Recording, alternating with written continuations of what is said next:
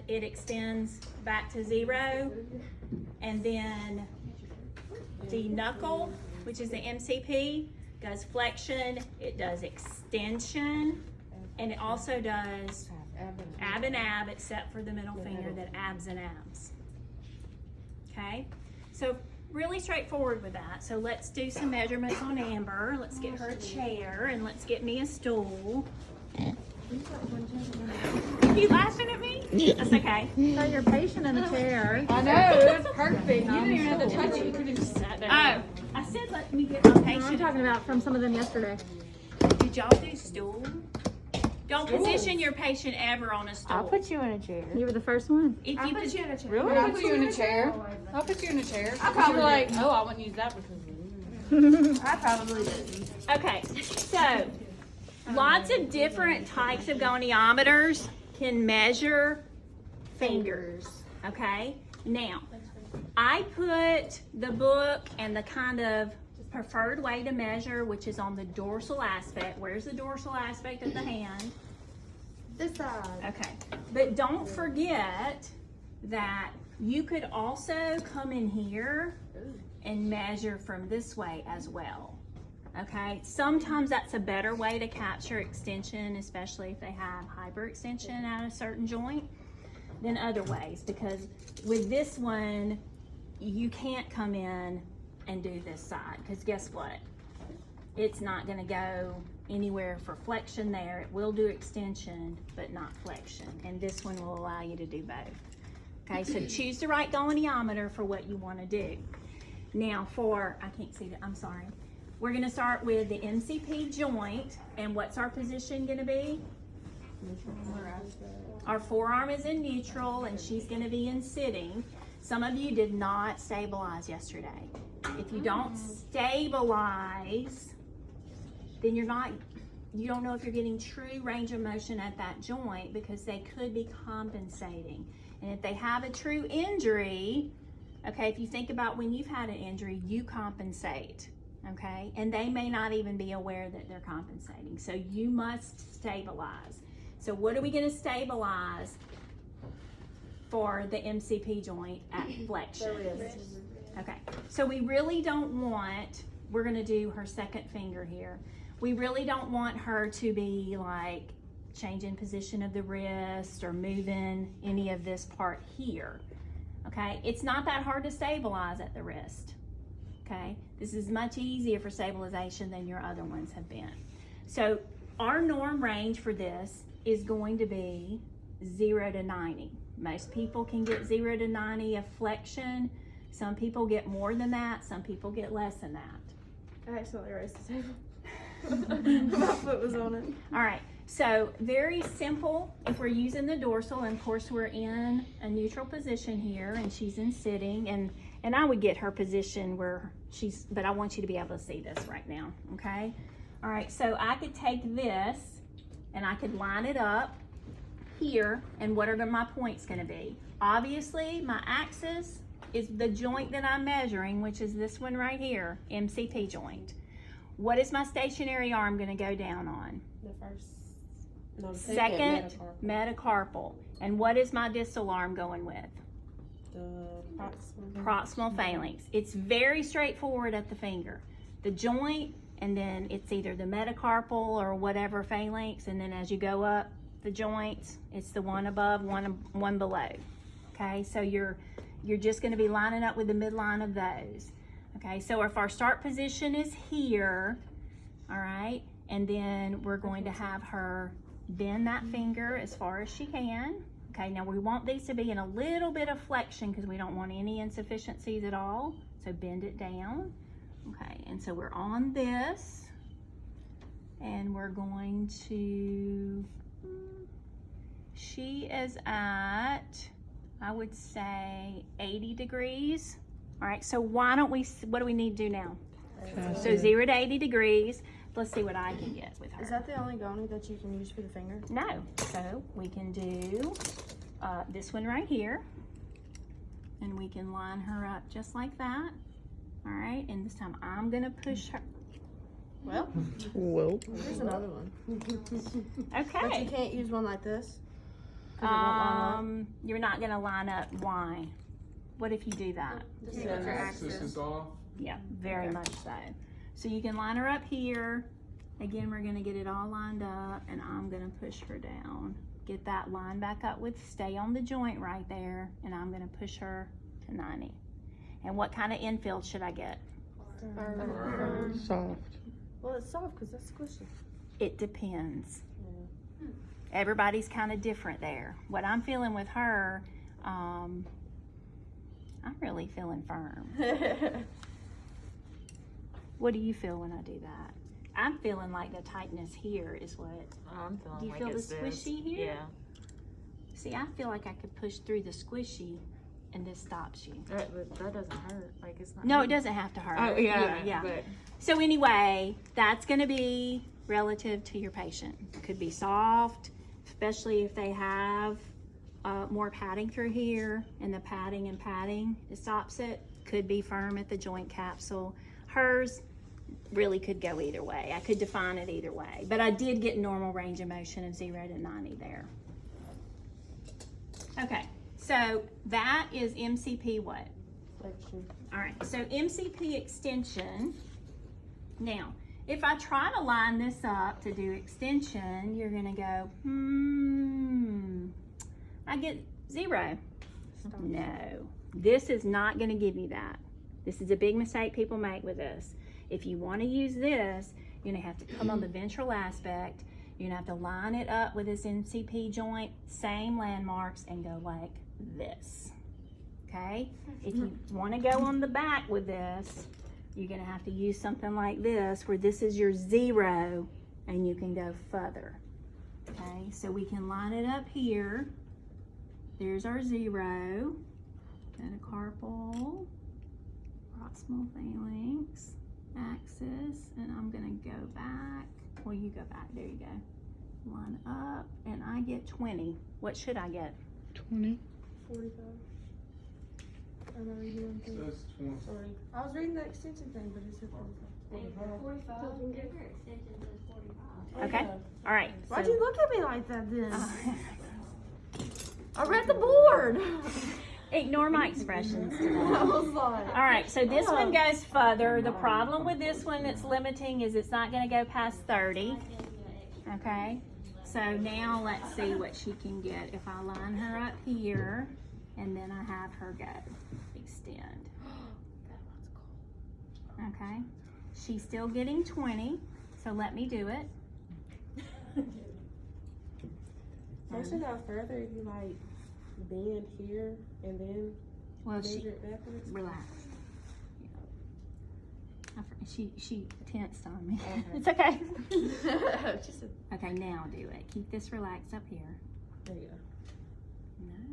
Okay, let me do it. That's okay. That's why we do passive. like so sitting we here can trying to check do it. it. Like I can't Okay, we're at 0. move my finger that way. Now we're gonna go all. Yeah. Okay. Okay, so I have 0 to 45. She's still getting 0 to 20 in her own. Relax this and do it. I don't think you can get mine to go to 10. And listen, there is nothing more variable than finger and thumb range of motion from person to person. That's good to know. Okay? All right. Go do it. Mine doesn't go. I'm not doing Miguel. Okay, so that's MCP flexion extension. What else does MCP do? So we're gonna put her in, what is this position? Prone. Forearm pronation. We just learned this, y'all. We had a test on it yesterday. Okay, now, so we were at the second finger, so let's do the second finger again. In order to do that, okay, I'm just gonna kind of move these away from her. What? This little piggy goes here. Move it away a little bit so she has room to move. Okay, so what are my lineups? The first. It's the knuckle. For that For the MCP joint. Yes, The thank axis you. is- oh, sorry. of the first finger. All right, Second finger. and then where is my stationary? Style. Along the metacarpal. Yep, and where is my Move Where it. is it? Move it. Proximal phalanx. Yes. So that's your middle knuckle, like this one? Your knuckle is your MCP, This and the one above it is a proximal Oh, phalanx. dorsal knuckle. Okay, now, if I want to look at abduction, I'm gonna move her thumb out of the way. I'm gonna have her move away from what? Third finger. The third finger. So move away from the third finger. Now, I don't want her to cheat and raise her hand up, use her wrist. So I've got her firmly. Okay, so I'm gonna come here. Man, I can't see. This is itty bitty. I have 0 to 15 degrees. Okay? Now, let's see what I can get. Passively, we're gonna get, you're perfect. This is perfect. No, you're not abnormal. You're just, this is great. Good demo. All right, here we go. I'm gonna come and I've got, that's it. Is that painful? She's got 0 to 15 degrees. Okay? So it's the same? And firm infill. So this web space and skin and all the tightness is stopping that. Okay? And that can be her normal. Even though 0 to 20 up to 45 is normal for some, like Miguel may can go 45 degrees away. But for Amber, that's not her norm, and that's okay. All right. So starting again, if we want to do a deduction, we want to go to the middle finger. So we need to move that middle finger out of the way. We're going to line it up again. What's Same. an injury that you have to like measure this with? Carpal tunnel? What would that be? Yeah, and a lot. I mean, you can be casted for any type of breaks, fractures, any of those things that are in the PowerPoint. I was just curious. Okay, so you're going to go towards the middle finger. Okay, so she is 0 to 28 degrees actively on that. That may be why she's more limited this way. She's got more range this way. I'm going to move even more out of the way and see what I can get further on that. Did I make that red? I'm sorry. You You poke can her and it's touch red. Amber and she's. Oh, okay. All right, so I'm going to come in and go all the way to 45 degrees. So do you stop it when it touches the other finger? Or Yeah, and then it's going to be a hard infield, finger to finger. So when it touches the middle finger in the normal position, you stop. Yeah, that's why it's up to 45, because if you move it all the way out of the way and it can go to that point, that's typically 45 degrees. And what about crooked fingers? Because my third finger is absolutely crooked. I've got crooked fingers. Still that. But what's the question? What about them? Like, I guess the PIP would still be in the same place if you had crooked fingers, but I'm talking about like once it touches the finger, say that the finger looks like this. So Right. the knuckle will be closer to that finger you're measuring. So what do? Just don't worry about it. I mean, you move it out of the way as much as you can, and if it won't go any further, you document that because of the restriction. Now, if we do this for the middle finger, we have to measure it both ways, right? So this and this, what we just did on the second finger, are two measurements for abduction. Don't get confused, because this is a pronated hand. So this is lateral abduction. This is medial abduction. Tricky. And a lot of people mess that up because they're like, oh, medial, lateral. Nope, the hand is flipped. It's always from anatomical Going position. to the thumb is always lateral. Mm-hmm. Yep. All right, so that's all for MCP. Straightforward, right? Yeah. All right. Okay, now for, what is this? PIP. All right, can we measure PIP this way? No, we're gonna turn her into more of a neutral position to do PIP. For PIP, so we want to be lined up on the PIP joint. So then our stationary arm becomes what?